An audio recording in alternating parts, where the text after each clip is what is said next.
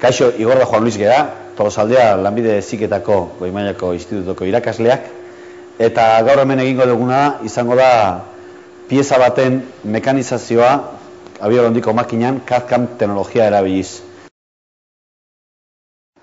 CAD/CAM teknologia ordenagailuz lagundutako diseinu eta ordenagailuz lagundutako mekanizazioari buruz datza.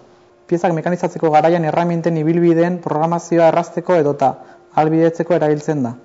Hasieran, mekanizatu nahi dugun pieza iruden diseinatu behar dugu. Horretarako, CAD-eko programa batean oinarrituko gara.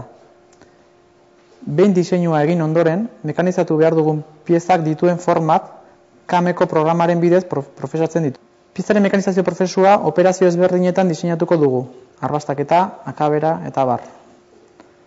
Urratsonen ondoren, eraliko ditugun erraminta edo erramintetaz jakinaraziko diogu CAM-ari eta baita ere operazio bakoitzean aplikatuko diren abiadura eta aintzinapen parametroez.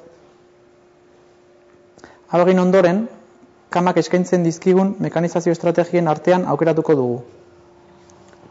Honen ondoren erramintak egingo dituen ibilbideak simulatu ditzakegu eta urratso honekin CAM-ak maila altua bezala ezagutzen den lengoaia baten programa bat sortuko digu.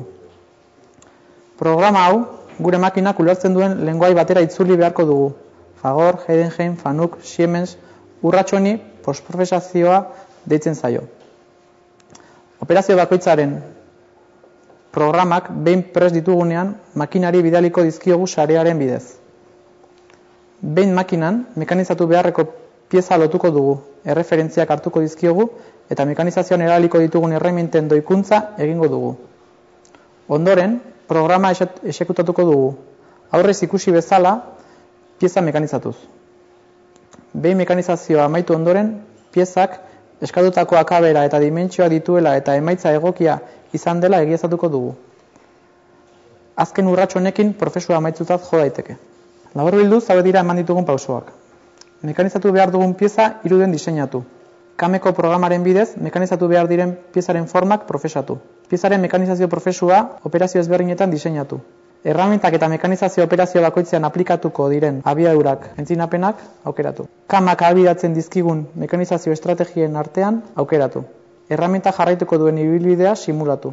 Gure makinak ulertuko duen lengoai batean postprozesatu programa. Programak makinara bidali sarearen bidez. Pieza lotu, erreferentziak hartu eta erramintaren doikuntza egin. Piezaren mekanizazioa ejekutatu. Piezak neurri eta akaberaren eskakizunekin betetzen duela ziurtatu.